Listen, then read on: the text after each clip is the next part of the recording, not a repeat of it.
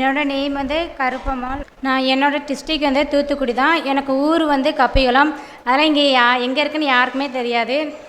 எங்கள் வீட்டிலே government staff அப்படின்னா ஃபஸ்ட்டு நான் மட்டும்தான். ஏன்னா எங்கள் வீட்டில் ஜாயின்ட் ஃபேமிலி மொத்தம் 10 பேர் இருக்கோம். ஆனால் எங்கள் அத்தையோட அவங்களாம் இருப்பாங்க. ஆனால் அவங்களாம் என் மகனை படிக்க வைக்காமல் இவளை படிக்க வைக்காம யாருமே எங்களுக்கு சொன்னதே கிடையாது. எங்கள் அப்பாவோட வீட்டில் தான் இருக்கோம். எங்கள் அப்பாவோட தங்கச்சி, அப்புறம் 2 தங்கச்சி இருக்காங்க. மொத்தம் 10 பேர். அவங்க எங்கள் மாமா, எங்கள் அத்தையோட ஹஸ்பண்ட் என்னை படிக்க வச்சாங்க. எங்கள் மாமா அவங்களுக்கு தான் நான் ரொம்ப தேங்க்ஸ் சொல்லுவேன். ஏன்னா அவங்க மகன் இருக்காங்க அப்படிலாம் எங்களை பார்க்க மாட்டாங்க. அவங்க மகன் மாதிரி தான் எங்களை பார்ப்பாங்க.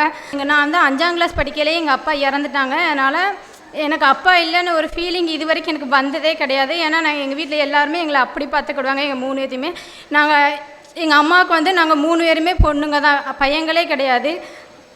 அப்புறம் எங்கள் மாமா தான் எங்களுக்கு ரொம்ப பிடிக்கும். ஏன்னா எங்கள் மாமா தான் எங்களை படிக்க வச்சாங்க. நான் வந்து 12th வரைக்கும் கவர்மெண்ட் ஸ்கூலில் தான் படித்தேன். அப்புறம் 12th அப்புறம் நான் தாத்தா வீட்டில் தான் சின்ன பிள்ளைலேருந்து வளர்ந்தேன்.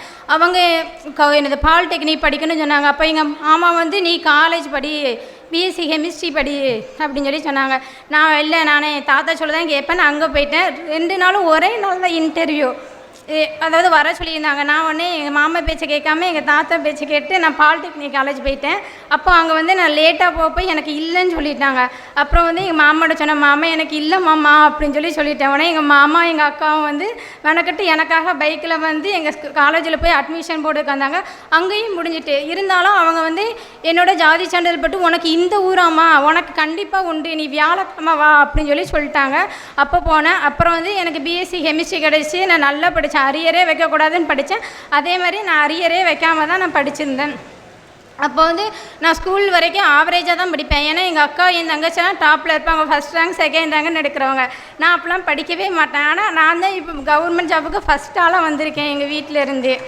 எங்கள் வீட்டில் யாரும், எங்கள் அம்மாலாம் என்னை யாருமே எதுவுமே சொல்ல மாட்டாங்க. நான் என்ன படிக்கணும்னு நினச்சோம் எங்கள் மாமாட்ட போய், மாமா நான் கவர்மெண்டில் நான் வந்து டிகிரி முடித்த உடனே எம்எஸ்சி படிச்சிட்டேன். எம்எஸ்சி முடித்த உடனே எங்கள் மாமா பிஎட் படி, இல்லாட்டி எம்ஃபில் படி. நாங்கள் இல்லை, நான் படித்தா கோச்சிங் கிளாஸ் மட்டும்தான் படிப்பேன் அப்படின்னு சொல்லிட்டேன். உடனே எங்கள் மாமா வந்து கோச்சிங் கிளாஸ்னால் எங்கே சேரேன்னு சொன்னாங்களோ, எனக்கு எங்கே சேர்த்தாலும் பரவாயில்ல அப்படின்னா நான் கோயில்பட்டி போகிறேன் அப்படின்னு. எங்கள் மாமா இல்லை, நீ சுரேஷில் படித்தா படி அப்படின்னு எங்கள் மாமா சொல்லிட்டாங்க. கரெக்டாக 2019 முடிக்க சேர்க்கறதுக்கு வாராங்க. கொரோனா டைம், லாக்டவுன் போட்டாங்க. உடனே வீட்டில் இருந்தாச்சு. அப்புறம் 2021 ஃபஸ்ட் டைம் வந்து மார்ச்சில் ஜாயின் பண்ணேங்க. அப்போ 2-3 கிளாஸ் முடிஞ்சிச்சு. எனக்கு ஃப்ரெண்ட்ஸுங்கிறது யாருமே கிடையாது. ஏன்னா எனக்கு செல்லு கூட கிடையாது. நான் நேற்று தான் செல்லே வாங்கிட்டு வந்தேன் எங்கள் வீட்டில். ஏன்னா அவ்வளோவே இருக்கையில் எனக்கு ஒன்று கொடுங்கன்னு எனக்குன்னு பர்சனலாக நான் கேட்க முடியாது. ஆனால் எதனால நாங்கள் ஜாலியாக இருப்போம் வீட்டில். எந்த செல்லு இல்லைங்கிற வரம் கிடையாது, ஃப்ரெண்ட்ஸ் இல்லைங்க எதுவுமே கிடையாது. ஏன்னா 10 பேர் ஒரே வீட்டில் நல்லா ஜாலியாக பேசிக்கிட்டே இருப்போம். அப்புறம் எங்கள் மாமா வந்து நான் இங்கே கூப்பிட்டு வரல. ஏன்னா எங்கள் மாமா வந்து ஆட்டோ ஓட்டுறாங்க, கடை வச்சுருக்கோம். அதனால் அவ்வளோ வேத்தையும் கூப்பிட்டு வர முடியாது. எங்கள் அம்மா, என் தம்பி, அப்புறம் எங்கள் அத்தையை மட்டும்தான் நான் கூப்பிட்டு வந்திருக்கேன். எங்கள் மாமா வந்து என் தங்கச்சி குரூப் 1 பாஸ் ஆகி அவள் இங்கே வந்த பிறகு தான் எங்கள் மாமாவை நாங்கள் கூப்பிட்டு வரணுன்னு தான் நான் கூப்பிட்டு வரல. இல்லாட்டி எங்கள் மாமாவை தான் நான் கூப்பிட்டு வந்திருப்பேன். அதுமாதிரி நான் 2021 ஜாயின் பண்ணி எனக்கு ஒன்று கூட தெரியாது. ஒரு ஆனாவனா கூட தெரியாதுன்னு சொல்லுவாங்க. அந்த மாதிரி எனக்கு ஒன்றுமே தெரியாது. அப்போ ஒரு பாப்பா சொன்னால், அப்போ வந்து என் தங்கச்சியோட ஸ்கூலில் படித்த பொண்ணு, நான் பிஜி படிக்கல, அவள் யூஜி படித்தா.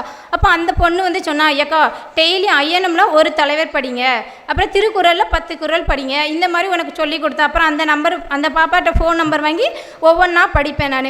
இல்லாட்டி எனக்கு தலைவர்கள் பற்றி படிக்கணும், தலைவிகள் பற்றி படிக்கணும், ஒன்றுமே எனக்கு தெரியாது. அவங்க சொன்ன போய் அந்த பாப்பா ஃபோன் போட்டு கேட்பேன். அதுக்கப்புறம் ஏக்கா யூடியூப்பில் சுரேஷ் அகாடமின்னு ஒரு இது இருக்குங்க, அதில் பாருங்கக்கா யூடியூப் சேனல். அப்போ தான் எனக்கு இருக்குங்கிறதே தெரியும் 2021.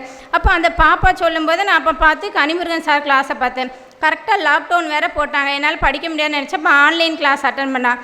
அதுக்கு முன்னாடி ஜபராஜ் சார் வந்து எங்களுக்கு நடத்துவாங்க. ஆனால் ஆன்லைன் கிளாஸில் வந்து இங்கே நடத்திட்டு இருப்பாங்க. ஆனால் சார் இங்கே பார்க்கவே மாட்டாங்க. இப்படியே பார்த்து தான் சொல்லுவாங்க, கொங்கு தேர் வாழ்க்கை, அஞ்சரை தும்பி அப்படிம்பாங்க. இது எப்படிலாம் படிப்பாங்களா கவர்மெண்ட் எக்ஸாமுக்கு அப்படிலாம் நான் யோசிப்பேன். ஏன்னா எனக்கு ஒன்றுமே தெரியாதுல்ல. அப்போ பக்டூலி ஆட்டுலன் பன்மலை அடுக்கத்தன் அந்த சார் சொன்னதுச்சு. அப்படின்னா படித்து இந்த மாதிரி தான் சாரை பார்த்து தான் படிக்கணும்னு சொல்லிட்டு அந்த சார் எப்படிலாம் படித்தாங்களோ அதே மாதிரி ஒரு லைனை மிஸ் பண்ணாமல் நான் படிக்கணும்னு நினச்சி தான் படித்தேன். அப்புறம் பாலிட்டிங்கில் சுகை சார் நடத்தினாங்க ஆன்லைன் கிளாஸு. அதுக்கு முன்னாடி அருண் சார் நடத்தினாங்க. அப்போ பார்லிமெண்ட்டில் நான் பார்க்கல. அப்புறம் சென்ட்ரல் ஸ்டேட் ரிலேஷன்ஷிப் எல்லாமே சார் சொன்னது அப்படியே ஷார்ட்கட் வச்சு நான் இப்போ கேட்டால் கூட பாலிட்டியில் தான் நான் நல்ல மார்க் எடுப்பேன். நான் படிச்சுட்டே போகாட்டினாலும் நான் பாலிட்டினா நல்ல மார்க் எடுத்துருவேன். அதுக்கப்புறம் வந்து எனக்கு வந்து சயின்ஸ் வராது, மேக்ஸ் வராது. அதேமாதிரி மேக்ஸ் வந்து நான் ஃபஸ்ட்டு இங்கே தான் வந்து கிளாஸ் அட்டன் பண்ணேன். அப்போ ஒரு பொண்ணு வந்து மேக்ஸில் வந்து 20க்கு 20 எடுத்தேன். ஆனால் நான் அதில் 8 தான் எடுத்தேன். அவளால் எப்படி எடுக்க முடிஞ்சிச்சு, நம்மளால் எடுக்க முடியலன்னு சொல்லிட்டு நான் மேக்ஸை அப்படி பார்த்தேன். மேக்ஸை பார்த்தா நான் மேக்ஸில் நல்ல கிளியர் ஆகிட்டேன். இருந்தாலும் ஸ்கூல் புக்கை என்னால் பார்க்க முடியல. அதனால் எனக்கு போனோட்ட குரூப் 4 வந்து போயிட்டேன். ஆனால் குரூப் 2 சூப்பராக அட்டன் பண்ணியிருந்தேன். மெயின்ஸ் எழுதியிருந்தேன். கவுன்சிலிங் வரைக்கும் வந்துச்சு. என்னால் படிக்க முடியலை. கவுன்சிலிங் வரைக்கும் வந்துட்டு நம்மளால் முடியலையே அப்படின்னு சொல்லிட்டு நான் குரூப் 4 என்னால் ட்ரை பண்ணவே முடியல. இந்த வருஷம் குரூப் 4 அவ்வளோ கஷ்டமாக இருந்துச்சு. ஏன்னா அதை நினச்சி நான் அழுதுகிட்டே இருந்தேன். ஆனால் என்ன செய்ய அப்படின்னு சொல்லிட்டு மறுபடியும் குரூப் 4 படித்தேன்னா அப்போ எங்கள் அக்கா என் தங்கச்சி எல்லாருமே எனக்கு நல்லா சப்போர்ட் பண்ணுவாங்க. இதை படி அப்படின்னு. அப்புறம் எங்கள் அம்மா கூட நீ ஃபெயில் ஆகிட்டியா. ஆனால் எங்கள் அத்தை அப்படி சொல்லவே மாட்டாங்க. எங்கள் மாரியத்தன்னு ஒரு அத்தை அவங்க வந்து என்ன சொல்லுவாங்கன்னா சந்தியா இந்த வட்டம் போயிடுவா அப்படி எங்கள் வீட்டில் வந்து என்னை சந்தியான்னு கூப்பிடுவாங்க. அதனால் இப்போ போயிடுவான்னு என்னை இப்படியே தான் சொல்லிக்கிட்டே இருப்பாங்க. நான் ஃபெயில் ஆனாலும் எதுவுமே சொல்ல மாட்டாங்க. சரி ஒரு மார்க்கில் போயிட்டா இத்தனை மார்க்கில் போயிட்டாதான்னு சொல்லுவாங்க. அது மாதிரி நான் வீட்டிலலாம் ஒரு வேலையும் பார்க்க மாட்டேன். இதுக்கு முன்னாடி வேலை பார்த்தேன். என்றைக்கு எக்ஸாமுக்குன்னு படிக்க ஆரம்பிச்சேன்னா வீட்டில் ஒரு வேலை கூட நீ ஏவ மாட்டாங்க. சாப்பிட வரணும் மட்டும்தான் பார்க்க வருவேன். சாப்பிட வா அப்படின்னு சொல்லி கூப்பிடுவாங்க. அப்புறம் எங்கள் வீட்டில் ஒரு கடை வச்சுருக்கோம். என்ன 2023 எக்ஸாம் முடிஞ்ச உடனே குரூப் 2 வந்து எனக்கு வந்துடும் நான் ரொம்ப நம்பிக்கையாக இருந்தேன். ஏன்னா அவ்வளோ நல்லா எழுதியிருந்தேன். ஆனால் வரலை. அப்போனால நான் கடையிலேயே உட்காந்துட்டேன். 2024 அப்போ வந்து நான் படிச்சுக்கிட்டு இருந்தவங்களே எங்கள் அக்கா சொன்னால் நீ எதுக்கு ஒழுங்காக உட்காந்து படிச்சுக்கிட்டே இரு அப்படின்னா சரின்னு சொல்லிட்டு நான் அப்போ உட்காந்து படிச்சுக்கிட்டே இருந்தேன். ஆனால் அந்த கரெக்டாக எக்ஸாம் போட்டதுலேருந்து என்னால் படிக்க முடியல. ஆனால் இங்கே நடத்துனது எல்லாமே என் மைண்டில் இருக்குது. ஏன்னா என்னோட கான்சன்ட்ரேஷனை நான் எங்கேயுமே சிதற விட மாட்டேன். அந்த சார் நடத்தினா நான் அப்படி கவனிப்பேன். அந்த மாதிரி நான் கவனிக்க போய் தான் நான் இந்த வட்டம் குரூப் 4க்கு என்னால் படிக்கவே முடியல. எங்கள் வீடு கட்டிகிட்டு இருந்தாங்க. அதை பார்க்கணும் இதை பார்க்கணும் நிறைய இருந்துச்சு. கரெக்டாக படிக்கிறதுக்கு வீட்டுக்குள்ளே உட்காருவேன். கடைக்கு ஆள் வந்திருக்கேன் வா பாப்பான்னு சொல்லி என்னை கூப்பிட வந்துடுவாங்கன்னு சொல்லி என்னை படிக்கவே முடியல. இருந்தாலும் நான் படிச்சுட்டே இருந்தேன். அப்புறம் என் தங்கச்சி தான் எனக்கு பயாலஜி எனக்கு சுத்தமாக வர சயின்ஸ்னாலே எனக்கு பிடிக்காது. நான் படிக்கவே மாட்டேன். அப்போ என் தங்கச்சி நல்லா சயின்ஸ் போடுவாள். அவள்கிட்ட தான் நான் ஒவ்வொரு கொஸ்டினாக கேட்டு ஒவ்வொரு பேஜாக சொல்லி கொடுக்க சொல்வேன். ஏன்னா இது ஈஸியாக இருக்கும் அப்படின்னு சொல்லிட்டு அந்த மாதிரி சொல்லி கொடுத்து தான் படித்தோம். என் தங்கச்சி இப்போ இங்கே தான் படிச்சிட்ருக்கா.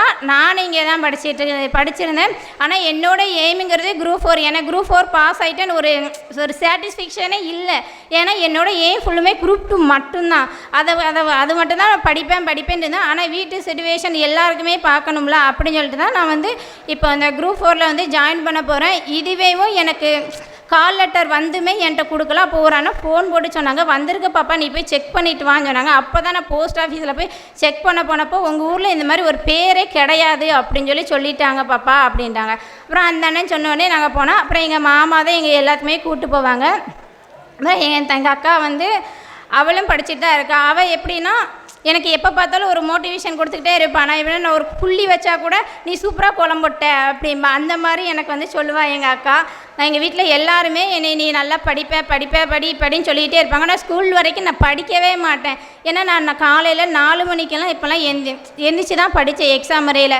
நான் ஸ்கூல் படிக்கிற வரைக்கும் நான் நைட்டு ஒரு 4 மணி நேரம் படிப்போமா அவ்வளோதான். அதுக்கப்புறம் மூடி வச்சுருவேன். ஆனால் இங்கே வந்ததுலேருந்து நான் காலையில் 4 மணிக்கு எழுந்திருவேன். குரூப் 2 பாஸ் ஆகிற வரைக்கும் நான் 4 மணிக்கு தான் குரூப் 2 பாஸ் ஆகணும்னு நினச்சிட்டு நான் 4 மணிக்கு எழுந்திப்பேன்.